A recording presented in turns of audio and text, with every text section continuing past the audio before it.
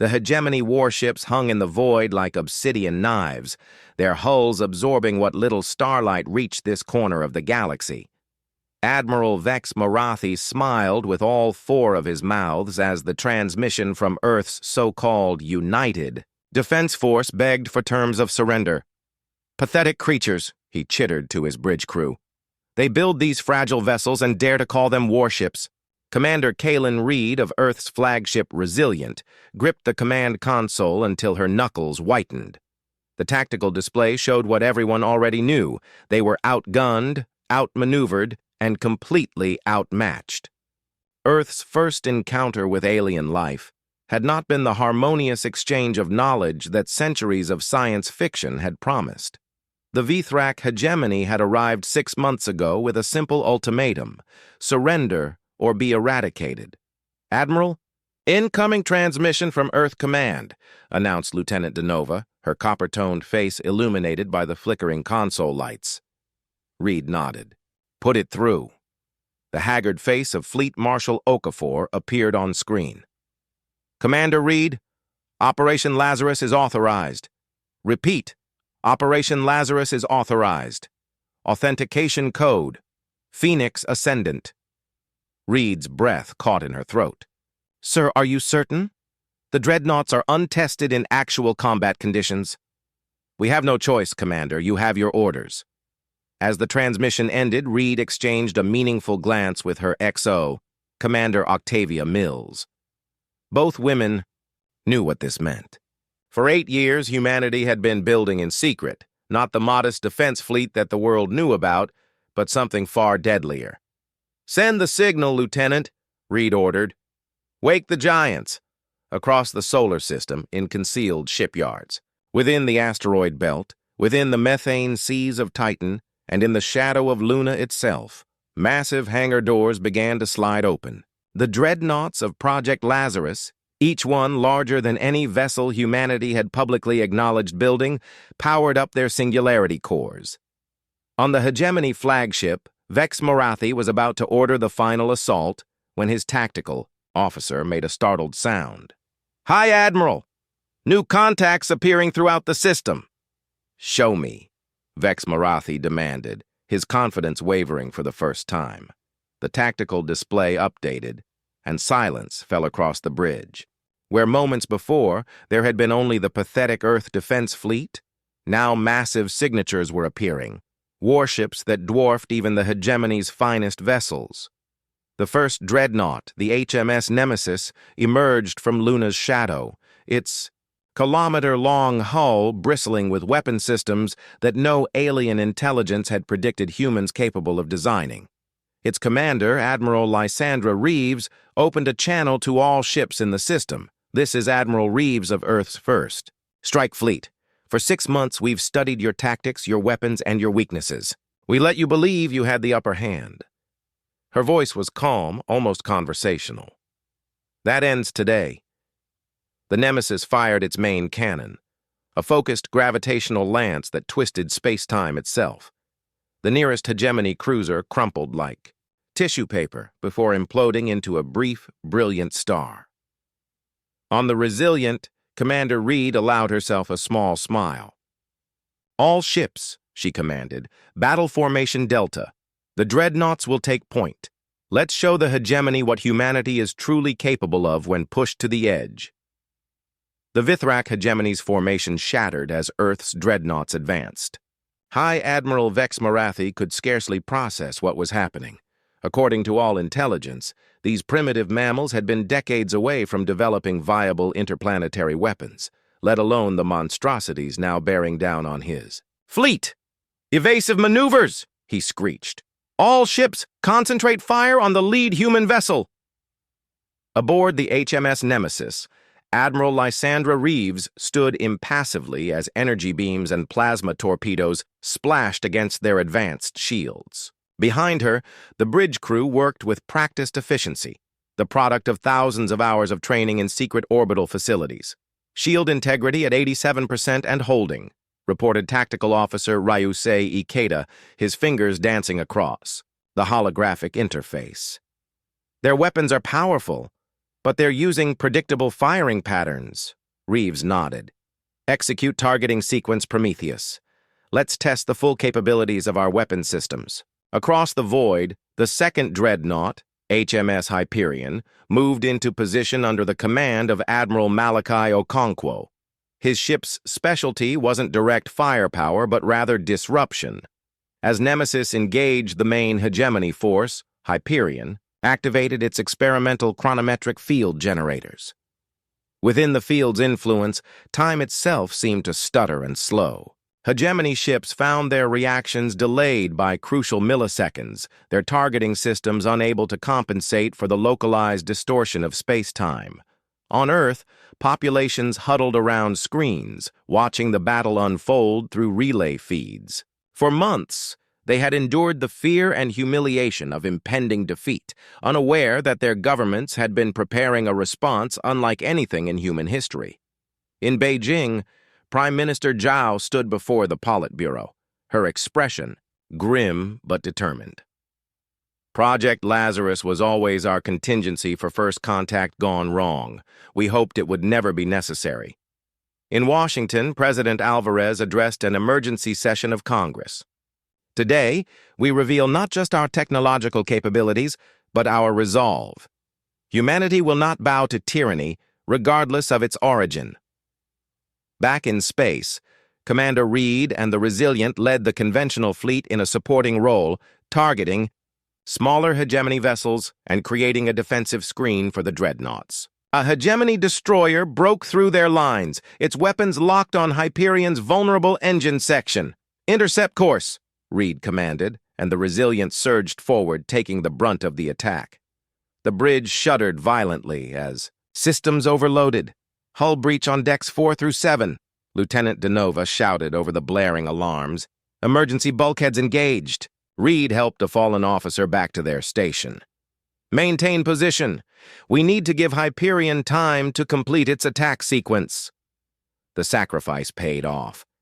With Hyperion's chronometric field fully deployed, the third Dreadnought, HMS Aurora, entered. The fray under the command of Admiral Zane Volkov. The Aurora specialized in electronic warfare, and now its systems penetrated the confused hegemony network. Aboard Vex Marathi's flagship, consoles began to flicker and die as viruses designed specifically for hegemony architecture, based on 6 months of careful study, corrupted their systems. Emergency lighting bathed the bridge in a blood-red glow. "How?" Vex Marathi demanded, his mandibles clicking in agitation. How could they have developed countermeasures to our technology so quickly? His senior technician, bleeding from a head wound, looked up from a failing console. They weren't building orbital habitats with those space stations as they claimed. They were studying us, High Admiral. Every engagement, every transmission, they were gathering intelligence. As realization dawned on Vex Marathi, the fourth Dreadnought revealed itself. HMS Thanatos, emerging from hiding in Saturn's rings, was the deadliest of all, designed not just to fight, but to bring absolute destruction. Its commander, Admiral Elodie Toussaint, gave a single order: deploy the gravity well. The HMS Thanatos A channeled power to its most devastating weapon, a device that manipulated gravitational forces with such precision that it could create a localized singularity. As the weapon charged, the ship's hull thrummed with energy, glowing with an eerie blue light that seemed to bend the very starlight around it. "Gravity well at 60% capacity," reported Science Officer Isamu Vega, monitoring the rising energy levels with intense concentration. "Targeting solution locked on the hegemony flagship."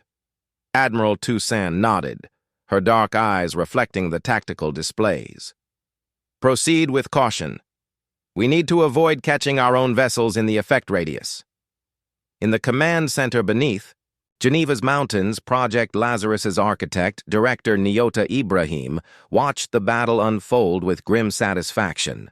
For nearly a decade, she had coordinated the greatest secret in human history, the construction of weapons that violated several international treaties but might prove essential for humanity's survival. "The Thanatos is performing beyond expectations," she noted to her assistant, Dr. Arjun Mehta. The gravitational calculations are holding stable. Dr. Mehta's hands trembled slightly as he reviewed the incoming data. We're changing the nature of warfare today. I just hope we haven't created something we'll later regret. Back in space, High Admiral Vex Marathi witnessed his vaunted fleet being systematically dismantled. What should have been a simple subjugation had turned into a nightmare. The center of his formation had collapsed under the Nemesis's onslaught, while the Hyperion and Aurora had disrupted his remaining battle groups beyond recovery. "High Admiral," his communications officer called out, "we're receiving transmissions from the other invasion fleets across this sector. They're all reporting similar resistance, more of these human dreadnoughts appearing at Proxima Centauri, Tau Ceti, and even at our forward base in the Epsilon Eridani system." Vex Marathi's blood ran cold. The humans hadn't just built a defensive fleet. They had somehow managed to deploy these monstrosities throughout nearby star systems without detection. His mind raced through the implications. How had his intelligence operatives missed this? How had the supposedly primitive humans achieved such technological feats in secret? On the Resilient, Commander Reed directed emergency repairs while maintaining their defensive position. The ship had taken heavy damage protecting Hyperion, but her crew worked with the determination of people who could finally see hope. "Commander," Lieutenant Denova called, "the Thanatos is signaling. They're about to activate their primary weapon and are warning all Allied ships to clear the designated zone." Reed immediately ordered course correction. She had been briefed on the theoretical capabilities of the gravity well weapon, and she had no desire to witness its effects up close. As the human fleet created distance, Admiral Toussaint gave the final authorization. "Gravity well at full capacity. Execute." What followed defied easy description. Space itself seemed to fold inward toward the targeted hegemony vessels. Light bent around them in impossible ways as the artificial gravity seized them. The hegemony flagship, once an imposing symbol of alien technological superiority, began to compress under forces it was never designed to withstand. The effect spread to nearby hegemony ships, catching a dozen vessels in its inexorable pull. Matter compressed, energy flared, and for a brief moment, it appeared as though a new star had been born among the battlefield. Then, just as suddenly, the light collapsed in on itself, leaving nothing but scattered radiation and debris where a significant portion of the invasion force had been. In the stunned silence that followed, Admiral Reeves opened a channel to the remaining hegemony vessels. "This demonstration was restrained. We targeted only your military assets." Her voice was steady, betraying none of the moral weight of what they had just done. "The Vithrak hegemony has 24 hours to begin full withdrawal from all human-claimed systems. After that, we will not limit our response." On what remained of his secondary command ship, Vex Marathi faced a decision that would shape the future of the hegemony. Their entire strategy had been based on humanity's perceived weakness, a perception that had just been shattered as thoroughly as his fleet. "Withdrawal order confirmed, High Admiral." The words tasted like poison as Vex Marathi gave the command. The remnants of what had once been the pride of the hegemony began their retreat, weapon systems powered down in the universal signal of submission. Across the Earth Alliance fleet, weary crews watched in disbelief as the enemy they had feared for so long turned tail and fled. On the Resilient, Commander Reed sank into her chair, allowing herself to feel the accumulated exhaustion of the past months. "Send word to Earth Command," she instructed Lieutenant Denova. "Operation Lazarus successful. Request permission to assist damaged vessels and begin recovery operations." As the tension of battle ebbed, a more complex emotion took its place. Not simple triumph, but a sobering awareness of what humanity had revealed itself capable of. The dreadnoughts that had saved Earth hadn't merely demonstrated technological parity with the hegemony, they had showcased weapons that could fundamentally alter the balance of power in this section of the galaxy. In the aftermath, the commanders of the 4 dreadnoughts convened virtually from their respective vessels. Their faces showed the complex mixture of relief, pride, and concern that came with wielding such power. "The gravity well performed beyond expectations," Admiral Toussaint reported, "but the power requirements nearly depleted our reserves. We'll need to refine the technology further." Admiral Reeves nodded thoughtfully. "More concerning is what happens next. We've revealed our hand. The hegemony will adapt their strategies accordingly, and other spacefaring civilizations will have taken notice," added Admiral Okonkwo of the Hyperion. "We must assume that diplomatic overtures will soon follow, some genuine, others merely buying time to assess this new threat we represent." Admiral Volkov of the Aurora completed the thought. "From prey to predator in a single day. The question is, what kind of predator will humanity choose to be?" 1 week later, Director Ibrahim stood before the United Earth Council in New York, the gathered representatives of humanity hanging on her every word. "Project Lazarus was conceived as a defensive measure," she explained, her voice echoing through the cavernous chamber.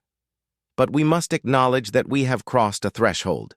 The technologies incorporated into our dreadnoughts, the gravitational lance, the chronometric field, our advanced cyber warfare systems, and most significantly, the gravity well, these are not merely weapons.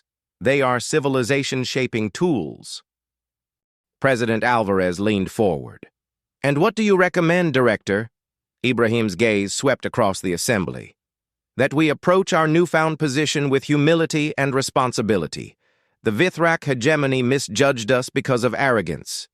They saw a technologically inferior species and assumed weakness. We must not make the same mistake." In the months that followed, humanity's position in the interstellar community underwent a radical transformation. The hegemony, once dismissive, now sought formal diplomatic relations. Other species, previously unknown to Earth, sent emissaries, some seeking alliance, others merely ensuring they understood this new power. Commander Reed, promoted to admiral for her role in the battle, found herself increasingly involved in these diplomatic missions. During one such meeting with representatives from 7 different species, an avian diplomat from the Keldari Consensus posed a question that cut to the heart of the matter. "Your species concealed its true capabilities until threatened." The Keldari observed. Feathers shifting in what Reed had learned was an expression of curiosity. "How can we trust that you are not concealing more still? That these dreadnoughts are not merely the beginning of your arsenal?" Reed considered her response carefully. "Trust must be earned on all sides. The dreadnoughts were built because we feared exactly what came to pass. That our first contact with other civilizations might be hostile. But they also represent something else. Humanity's potential when united by a common purpose." She gestured to the view screen showing Earth, beautiful and blue. "For millennia, we fought amongst ourselves. But when faced with extinction, we chose cooperation over conflict. The technology that powers our ships could destroy worlds, or it could help us explore them together. The choice, as always, lies in how we use our strength." As her words were translated across the gathering, Reed reflected on how quickly everything had changed. The hegemony had mocked Earth's weakness, never suspecting that beneath the surface humanity had been preparing for this moment. Not just building weapons, but forging a new understanding of their place in the cosmos. In the vast shipyards orbiting Mars, construction had already begun on a new class of vessel. Not dreadnoughts this time, but exploration ships, incorporating the same advanced technologies for peaceful purposes. Their mission would be to seek out new civilizations, not with weapons charged, but with the accumulated knowledge and creativity that had always been humanity's true strength. The first of these ships, christened HMS Prometheus, stood ready for its maiden voyage. Admiral Reed had requested command personally, believing that someone who had witnessed both the horror and necessity of the dreadnoughts should lead humanity's next chapter. As she prepared to address her new crew, Reed thought of something Director Ibrahim had told her. "They mocked our weakness until our dreadnoughts lit up the void. But our true power was never in the weapons themselves. It was in what we chose to do once the fighting stopped. With that wisdom guiding her, Admiral Reed stepped forward to lead humanity not just as a force to be reckoned with, but as a civilization worthy of the stars they now claimed as their own.